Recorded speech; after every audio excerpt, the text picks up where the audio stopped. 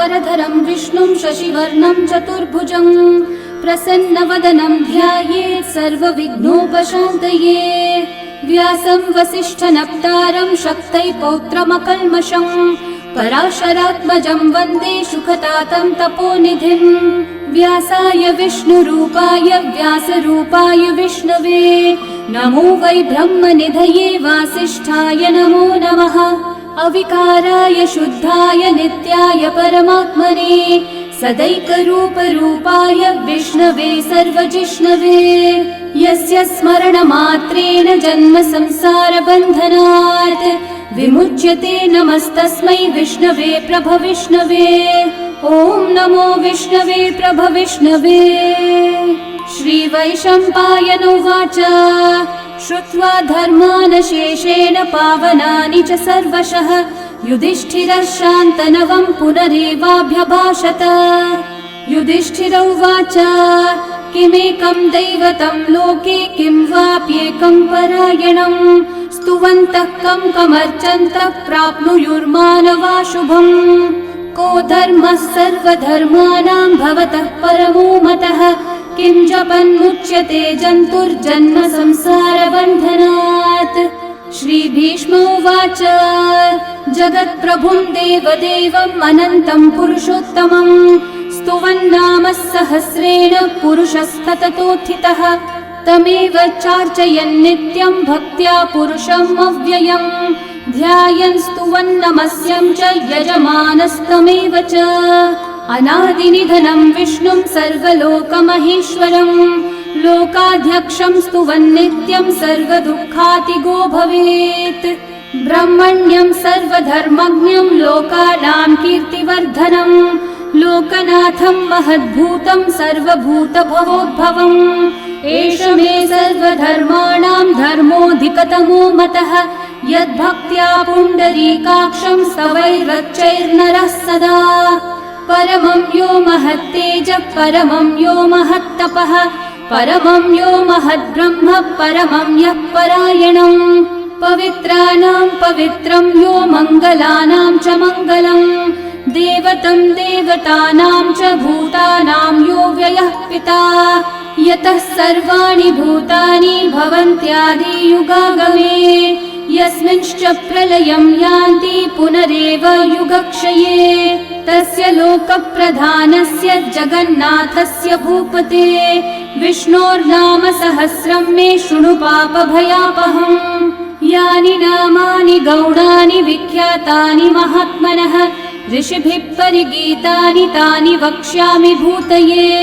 ऋषिर्नाम्नां सहस्रस्य वेदव्यासो महामुनिः छन्दोऽनुष्ठुप् तथा देवो भगवान् देवकीसुतः अमृतांशोद्भवो बीजं शक्तिर्देवकी नन्दनः त्रिसामा हृदयं तस्य शान्त्यर्थे विनियुज्यते। विष्णुं जिष्णुं महाविष्णुं प्रभविष्णुं महेश्वरम् अनेकरूपदैत्यान्तं नमामि पुरुषोत्तमम्। अस्य श्रीविष्णोर्दिव्यसहस्रनामस्तोत्रमहामन्त्रस्य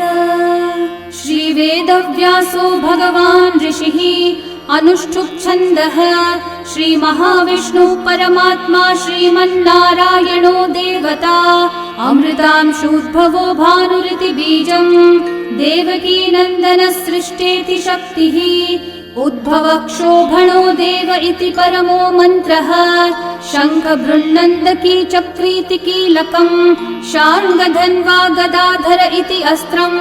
रथाङ्गपाणिरक्षोभ्य इति नेत्रम्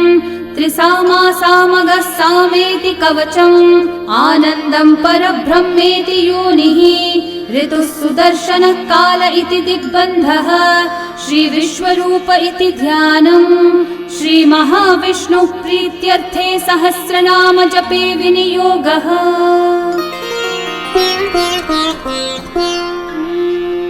ध्यानम्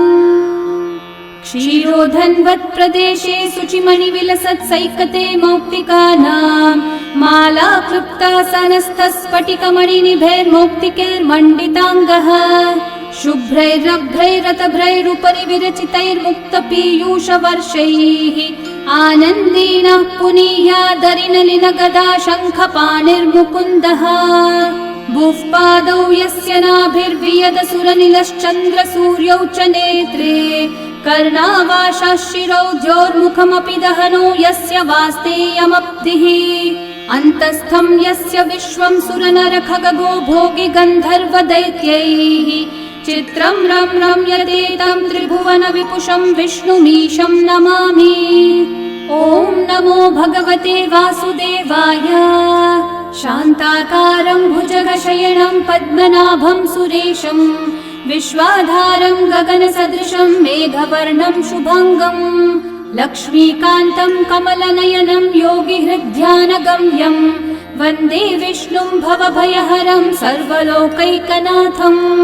मेघश्यामं पीतकौशेयवासं श्रीवत्साङ्कं कौस्तुभोद्भासिताङ्गं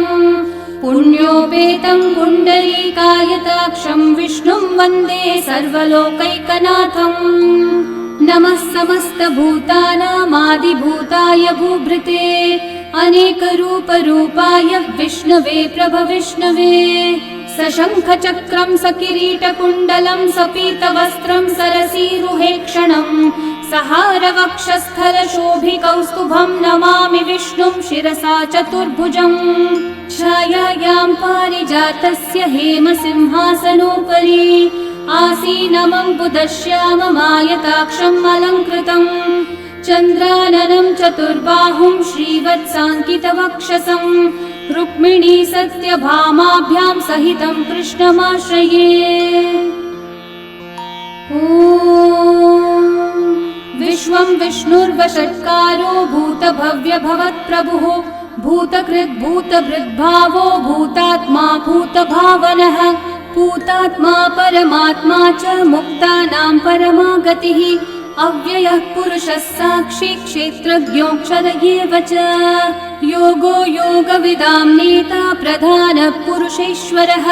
नारसिंहः वपुः श्रीमान् केशवः पुरुषोत्तमः सर्वः सर्वः शिवस्थाणुर्भूतादिर्निधिरव्ययः सम्भवो भावनो भर्ता प्रभवः प्रभुरीश्वरः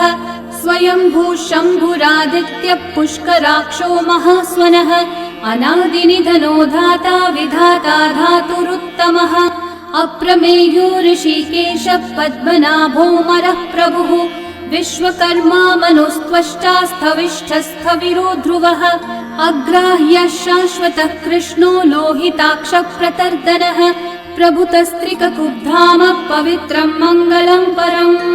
ईशानः प्राणदः प्राणो ज्येष्ठः श्रेष्ठः प्रजापतिः हिरण्यगर्भो भूगर्भो माधवो मधुसूदनः ईश्वरो विक्रमी धन्वी मेधावी विक्रमक्रमः अनुत्तमो दुराधर्षः कृतज्ञः कृतिरात्मवान् सुरेशः शरणं शर्म विश्वरेतः प्रजाभवः अहः संवत्सरो व्याळः प्रत्ययः सर्वदर्शनः अजः सर्वेश्वरः सिद्धिः सिद्धिः सर्वादिरच्युतः वृषा कपिरमेयात्मा सर्वयोगविनिःसृतः वसुर्वसुमना सत्यः समात्मा संमितः समः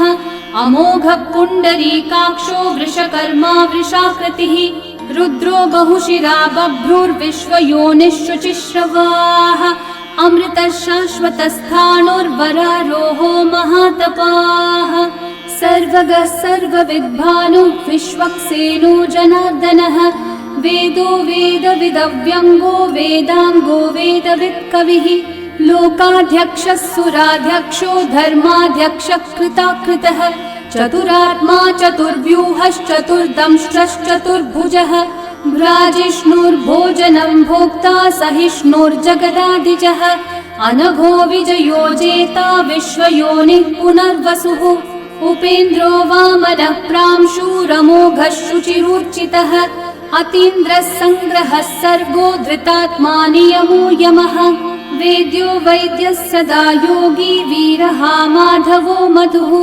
अतीन्द्रियो महामायो महोत्साहो महाबलः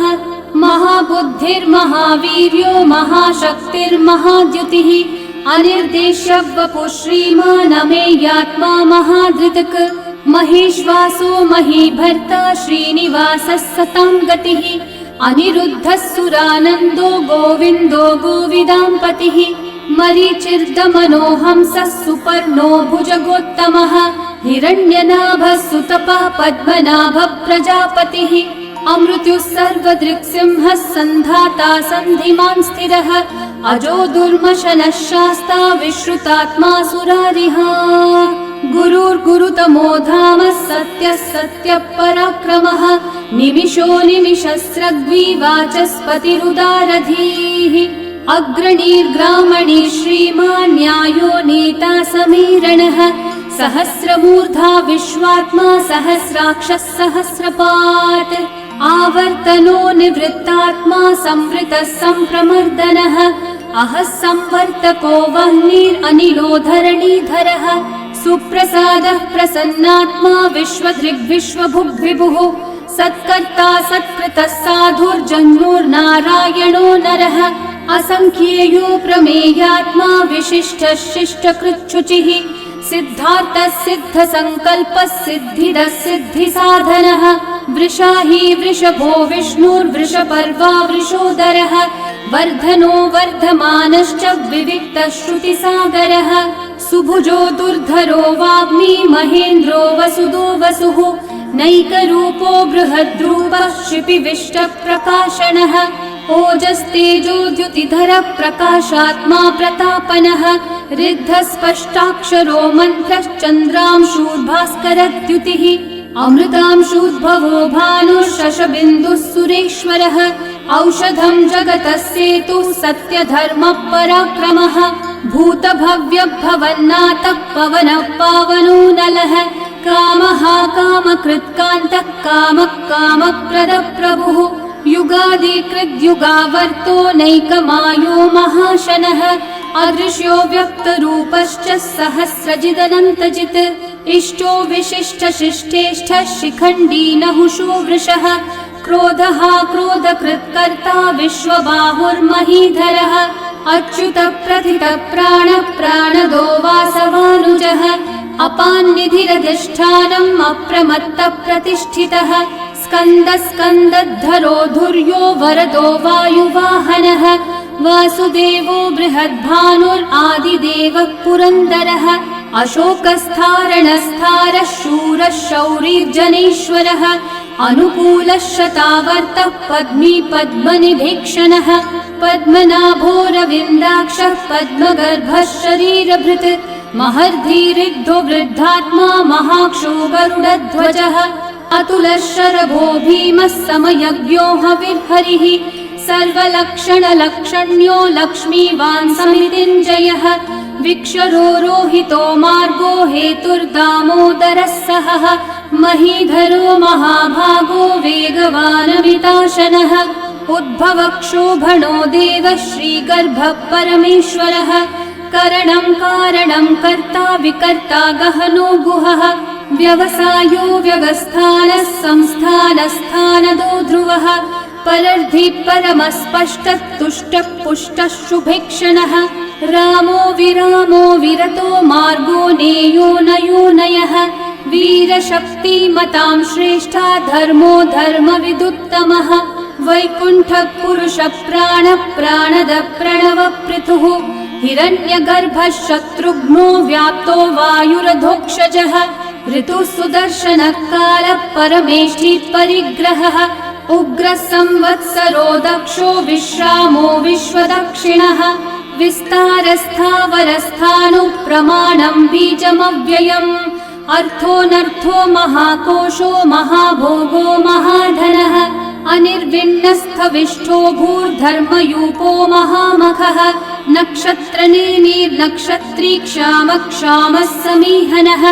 यज्ञयुज्यो महेज्यश्च क्रतुः सत्रं सतां गतिः सर्वदर्शी विमुक्तात्मा सर्वज्ञो ज्ञानमुत्तमम् सुव्रतः सुमुखः सूक्ष्मः सुघोषः सुखदः सुहृत् मनोहरो जितक्रोधो वीरबाहुर्विदारणः स्वापनः स्ववशो व्यापी नैकात्मा नैककर्मकृत्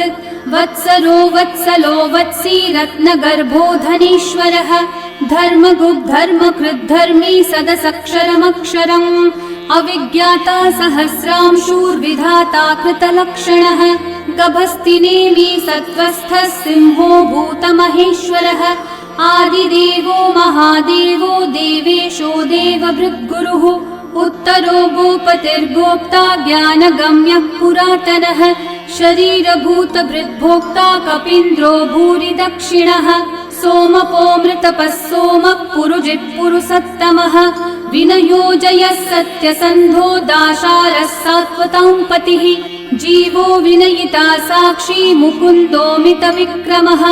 अम्भोनिधिरनन्तात्मा महोदधिशयोऽन्तकः अजो महार्हः स्वाभाव्यो जितामित्रप्रमोदनः आनन्दो नन्दनो नन्दः सत्यधर्मात्रिविक्रमः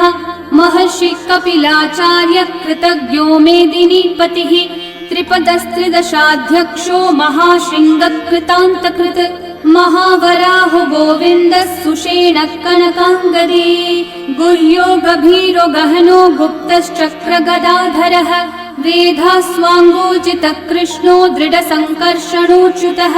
वरुणो वारुणो वृक्षः पुष्कराक्षो महामनाः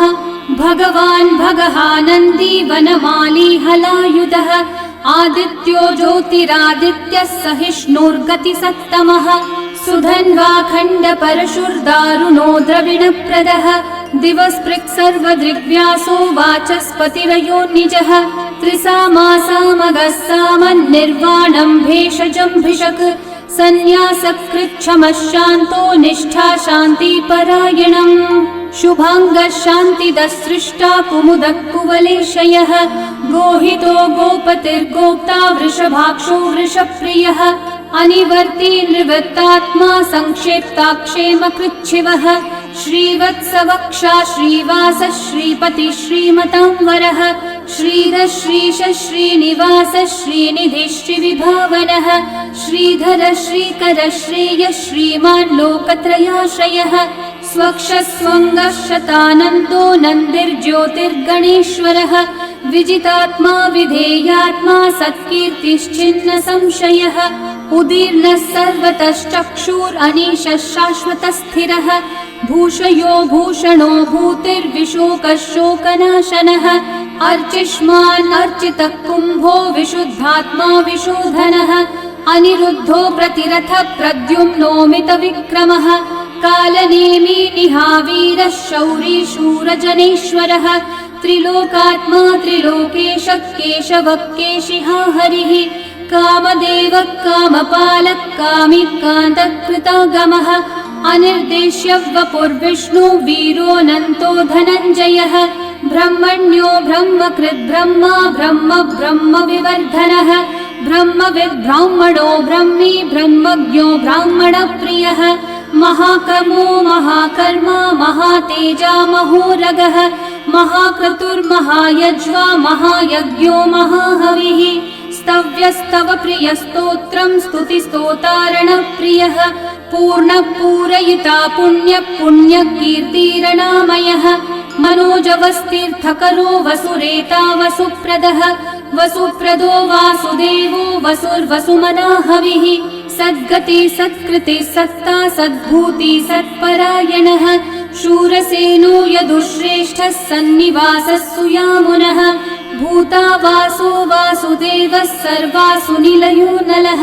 दर्पः दर्पदो दृप्तो दुर्धरोऽथा पराजितः विश्वमूर्तिर्महामूर्तिर्दीप्तमूर्तिरमूर्तिमान् अनेकमूर्तिरव्यक्तः शतमूर्तिः एकोनैकः स वः किं यतत्पदमनुत्तमम् लोकबन्धुर्लोकनाथो माधवो भक्तवत्सलः सुवर्णवर्णो हेमाङ्गो वराङ्गश्चन्दनाङ्गदे वीरः विषमशून्यो घृताशीरशलश्चलः अमानीमानदो मान्यो लोकस्वामी त्रिलोकधृक् सुमेधा मेधजोधन्यः सत्यमेधाधराधरः तेजो वृषो द्युतिधरः सर्वशस्त्रभृतांवरः प्रग्रहो निग्रहो व्यग्रो नैकः शृङ्गो गदाग्रजः चतुर्मूर्तिश्चतुर्बाहुश्चतुर्व्यूहश्चतुर्गतिः चतुरात्मा चतुर्भावश्चतुर्वेदविदेकपात् समावर्तो निर्वृत्तात्मा दुर्जयो दुरतिक्रमः दुर्लभो दुर्गमो दुर्गो दुरावासो दुरारिहा शुभांगो लोकसारंगः सुतन्तुस्तन्तुवर्धनः इन्द्रकर्मा महाकर्मा कृतकर्मा कृतागमः उद्भवः सुन्दर सुन्दो रत्ननाभः सुलोचनः अर्को वाजस्सनः शृङ्गी जयन्तः सर्वविजयी सुवर्णबिन्दु रक्षोभ्यः सर्ववागीश्वरेश्वरः महाहृदो महागर्तो महाभूतो महानिधिः कुमुदः कुन्दरः कुन्दः पर्जन्यः पावनो निलः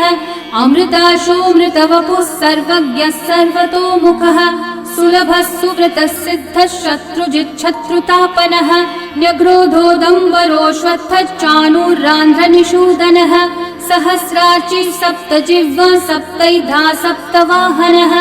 अमूर्तिरनघोचिन्त्यो भयकृद्भयनाशनः अनुर्बृहत्कृशस्थूलो गुणवृन्निर्गुणो महान् अधृतस्वधृतस्वास्य प्राग्वंशो वंशवर्धनः भारभृत्कथितो योगी योगीशः सर्वकामदः आश्रमश्रमणश्रामः सुपर्णो वायुवाहनः धनुर्धरो धनुर्वेदो दण्डो दमयिता दमः अपराजितः सर्वसहो नियन्ता नियमो यमः सत्त्ववान् सात्विकः सत्यः सत्यधर्मपरायणः अभिप्रायप्रियार्होर्हः प्रियकृत्कृतिवर्धनः विहाय स गतिर्ज्योतिः सुरचिर्हुतभुक् विभुः रविर्विरोचनः सूर्यः सविता रविलोचनः अनन्तो हुतभुग्भोक्ता सुखदो नैकजोऽग्रजः अनिर्विण्णः सदा मर्षि लोकाधिष्ठानमद्भुतः सनातनतमः कपिलः कपिरव्ययः स्वस्तिदः स्वस्तिकृत् स्वस्ति स्वस्ति भुक् स्वस्ति दक्षिणः अरौद्रः कुण्डली चक्री विक्रमयूर्जितशासनः शब्दातिगः शब्दसः शिशिरः शर्वरीकरः अक्रूरः पेशलो दक्षो दक्षिणः क्षमिनाम्बरः विद्वत्तमो वीतभयः पुण्यश्रवणकीर्तनः उत्तारणो दुष्कृतिः पुण्यो दुःस्वप्ननाशनः वीरः रक्षणः सन्तो जीवनः पर्यवस्थितः अनन्तरूपोऽनन्तः श्रीर्जितमन्युर्भयापहः चतुर्रश्रो गभीरात्मा विदिशो व्यादिशो दिशः अनादिर्भूर्भुवो लक्ष्मी सुवीरो रुचिराङ्गदः जननो जनजन्मादि भीमो भीमपराक्रमः आधारनिलयो धाता पुष्पहास प्रजागरः ऊर्ध्वगः सत्पथाचारः प्राणदः प्रणवप्पणः प्रमाणं प्राणनिलयं प्राणभृत् प्राणजीवनः तत्त्वं तत्त्वविदेकात्मा जन्म मृत्युजरातिगः भूर्भुवः स्वस्तरुस्तारः सविता प्रपितामहः यज्ञो यज्ञपतिर्यज्वा यज्ञाङ्गो यज्ञवाहनः यज्ञभृद्यज्ञकृद्यज्ञी यज्ञभुग्यज्ञसाधनः यज्ञातकृद्यज्ञगुह्यामन्नमन्नादयेव च आत्मयोनिः स्वयं जातो वैखानः सामगायनः देवकीनन्दनः सृष्टा शितीशः पापनाशनः शङ्खवृन्नन्दकी चक्री शार्ङ्गधन्वा गदाधरः रथाङ्गपाणिरक्षोभ्यः सर्वप्रहरणायुधः सर्वप्रहरणायुध ॐ नम इति वनमाली गदी शार्ङ्गी शङ्खी चक्री च नन्दकी श्रीमान्नारायणो विष्णुर्वासुदेवोऽभिरक्षतु वनमाली गदी शार्ङ्गी शङ्खी चक्री च नन्दकी श्रीमान्नारायणो विष्णुर्वासुदेवोऽभिरक्षतु वनमाली गदी शार्ङ्गी शङ्खी चक्री च नन्दकी श्रीमान्नारायणो विष्णुर्वासुदेवोऽभिरक्षतु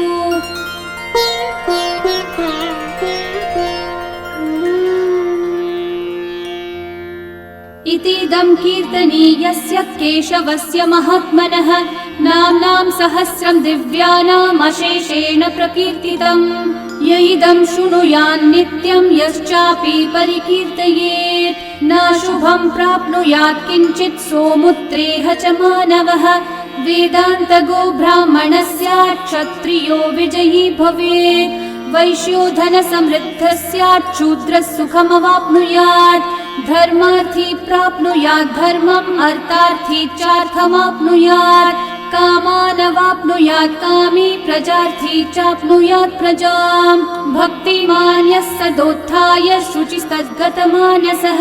सहस्रं वासुदेवस्य नाम्नामेतत् प्रकीर्तये